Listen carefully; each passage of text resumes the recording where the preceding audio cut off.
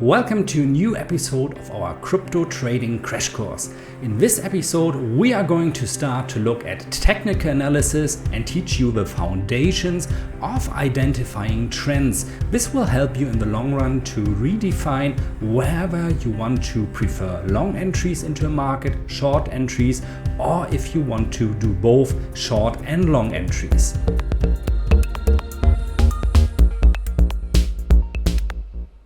The good news is if you are able to do this, or this with a pen, you're also going to be able to identify trends.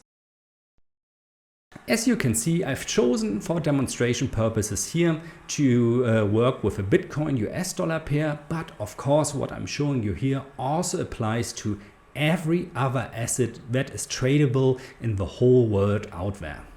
Now, there are three major trends a market can move in, and depending on what trend we are looking at, you should choose your entries accordingly. The first trend phase a market can be in is a so-called uptrend, which is defined by higher highs and higher lows, ranging upwards. In uptrends, your life will become very much easier if you focus on trading long positions and not short positions.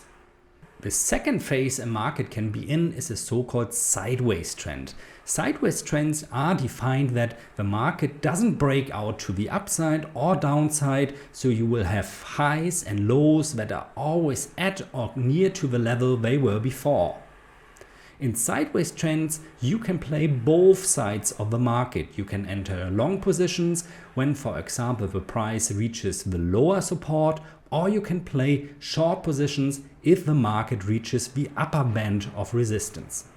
The third phase a market can be in is a so-called downtrend, which is contrary to the uptrend defined by lower highs and lower lows as time moves forward. In downtrends, it's much easier to be on the short side of a market and concentrate on short positions and avoid long positions.